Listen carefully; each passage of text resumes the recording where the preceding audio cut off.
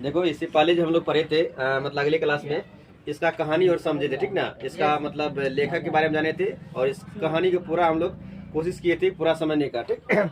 आज हम लोग पढ़ेंगे इसमें सब्जेक्टिव में, ठीक ना। ऑब्जेक्टिव भी कल बता दिए थे कि किस तरह से ऑब्जेक्टिव पूछता है। लगभग इसी से जितना पढ़ाए हैं उसी से ऑब्जेक्टिव आए एग्जाम में, ठीक ना। ये सब्जेक्टिव है, महत्वपूर्ण इस चैप्टर का 4 मतलब क्वेश्चन है, ठीक ना, जो कि बार क्वेश्चन इसी को घुमा करके पूछा जाता है एग्जाम में, ठीक। तो ये है सब्जेक्टिव, ठीक ना। और लगभग प्रत्येक चैप्टर से कितना मार्क्स पूछता है, लगभग बोल सकते हैं 4 से 5 मार्क्स रहता है प्रत्येक चैप्टर में, ठीक ना। और ये कौन सा है, ये वर्णिका, हिंदी का कौन सा है, वर्णिका। और वर्णिका में हम लोग पहला चैप्टर को समझे थे, कहानी को समझे थे, उसका नाम था दही वाली मगम्मा। और दही वाली मगम्मा का लेखक था कौन, श्रीनिवास। कौन था, श्रीनिवास। और इसका श्रीनिवास का पूरा नाम था मास्ती वेंकटेश अयंगार, मास्ती वेंकटेश अयंगार। और इसका जन्म हुआ था 6 जून 1891 ईस्वी में, 6 जून 1891 ईस्वी में। और ये कौन सी भाषा में था, कन्नड़ भाषा में। कौन सी, कन्नड़ भाषा में। और इसका श्रीनिवास का जन्म जो हुआ था, कब हुआ था, 6 जून 1891 ईस्वी में। और किस स्थान पे हुआ था, स्थान गाँव का नाम क्या था, जगह का नाम कर्नाटक कोलार, कर्नाटक कोलार, ठीक। तो ये है पहला क्वेश्चन की कर है कि मगम्मा का अपनी बहू के साथ किस बात को लेकर विवाद था। तो मगम्मा को अपनी बहू को लेकर किस बात के विवाद था।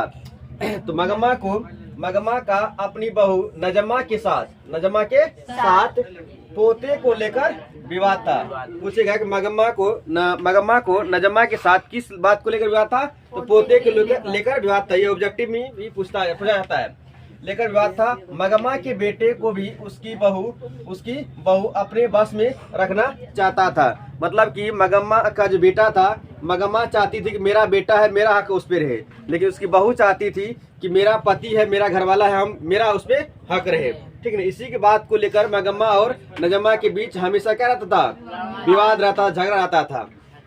तो उसकी बहू अपने बस में रखना चाहती थी, इसलिए दोनों के बीच हमेशा क्या रहता था, विवाद रहता था। तो हम लोग समझ गए कि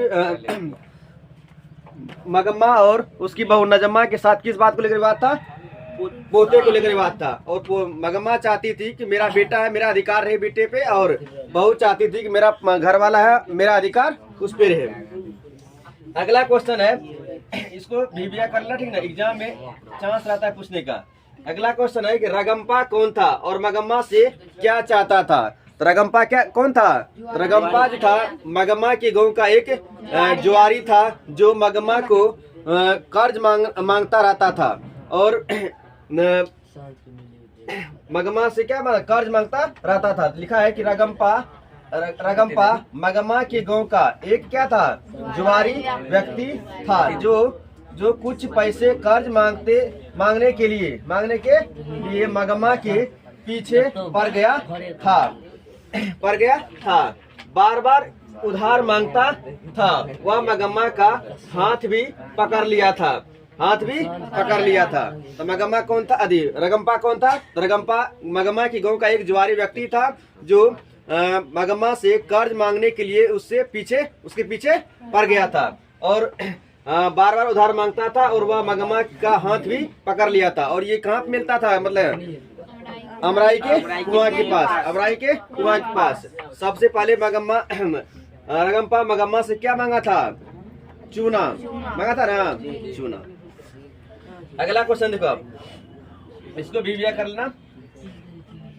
अगला है कि बहू ने सास को मनाने के लिए कौन सी तरीका को अपनाया। पूछेगा कि बहू ने सास को मनाने के लिए कौन सी तरीका को अपनाया। तो बहू ने सास को मनाने के लिए कौन सी तरीका को अपनाया था। तो नजम्मा यानी बहू ने अपनी सास को मनाने के लिए अपने बेटे को मतलब मगम्मा के पास भेज दिया।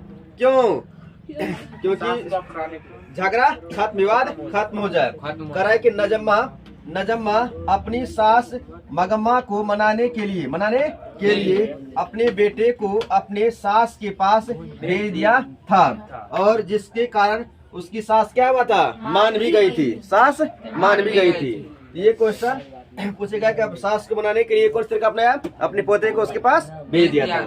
अगला है कि मगम्मा का चरित्र चित्रण करे। मगम्मा का चित्र मतलब मगम्मा के बारे में पूछेगा क्वेश्चन। तो मगम्मा के दूसरे बारे में जानेंगे वो सब लिखेंगे। तो मगम्मा कौन था? तो मगम्मा एक विधवा औरत थी जो अपनी जीवन यापन यानी पेट पालने के लिए कहाँ बेचती, क्या करती थी? दही बेचती थी। और कहाँ बेचती जाती थी? बेंगलोर शहर, बेंगलोर शहर। तो वही है कि मगम्मा एक विधवा औरत थी। कैसी औरत थी? विधवा औरत थी जो अपने पेट पालने के लिए बेंगलुरु शहर कहाँ जाती थी? बेंगलुरु शहर में दही बेचती थी। मगम्मा के साथ एक बेटा, कौन कौन था मगम्मा के साथ? एक बेटा, एक बहू और एक पोता भी था मगम्मा के घर में। मगम्मा की अपनी बहू नजम्मा के साथ अच्छे संबंध नहीं थे। वे दोनों मगम्मा के बेटे पर अपने अधिकार को लेकर क्या करता था? लेकर झगड़ते रहते थे। मतलब कि मगम्मा चाहता था कि मेरा बेटा है, मेरा उस पर अधिकार रहे, और उसकी बहू नजम्मा चाहती थी कि मेरा पति है, मेरा अधिकार उस पर रहे। अगला है कि क्वेश्चन को भी कर लेना, ठीक है। अगला है कि इस कहानी का कथावाचक कौन है और उसका परिचय दीजिए। कथावाचक बताइए, कहानी को लिखा है उसके बारे में जानना है, ठीक ना। तो कहता है ये कौन सी कहानी है? ये है दही वाली मगम्मा, और इसका लेखक कौन है? श्रीनिवास। पूरा नाम मास्ती वेंकटेश अयंगर। इसी का पूरा जीवनी इसमें लिखना है, ठीक ना। कह रहे कि इस कहानी का कथावाचक कौन है? कथावाचक मास्ती वेंकटेश अयंगर है, जिनका जन्म 6 जून 1891 ईस्वी को कर्नाटक कोलार में हुआ था। वह कन्नड़ साहित्य की एक सर्वाधिक प्रतिष्ठित रचनाकार में से एक थे, और उनका कविता, नाटक, आलोचना, जीवन चरित्र सभी में महत्वपूर्ण योगदान था, ठीक। तो इसी से लगभग उम्मीद है कि 4 ही क्वेश्चन में से एक क्वेश्चन एग्जाम में आएगा, ठीक ना। कौन एग्जाम में?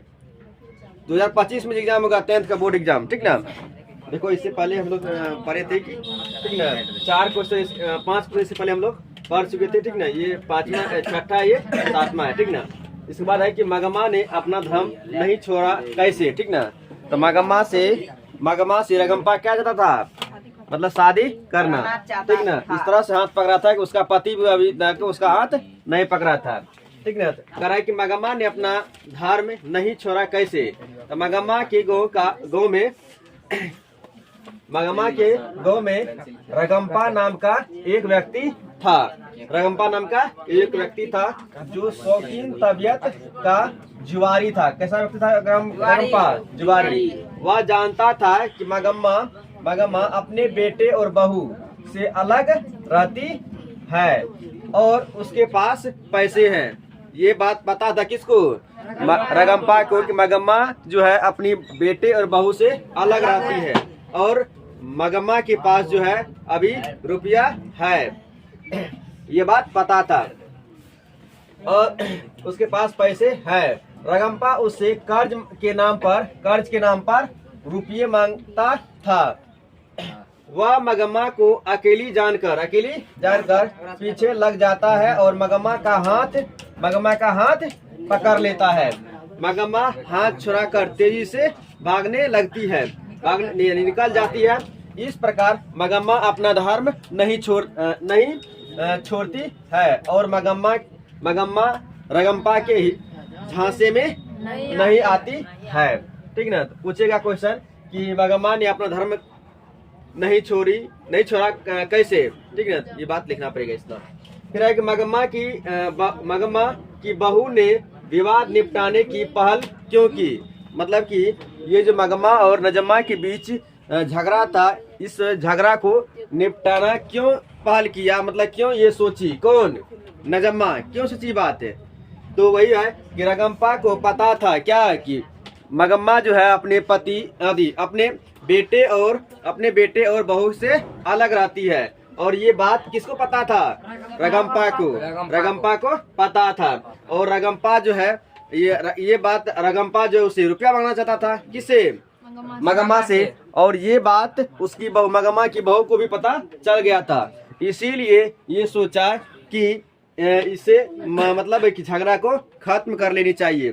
बोल रहा है कि रगम्पा गांव का एक लंपट बदमाश था, लंपट बदमाश था, जिसे सास और बहू के झगड़े के बारे में पता था, जिसके कारण रगम्पा मगम्मा को बार बार परेशान करता था और पैसा उधार मांगता था। ये बात उसके बहू को पता चल गया था और मगम्मा की बहू नजमा सोचती है कि ये पता नहीं झगड़ा होने के बाद ये सारे पैसे किसको दे डाला, तो वही सारे पैसे पता नहीं किसे दे डाला और इसलिए मगम्मा की बहू ने विवाद को निपटाने की पहल की।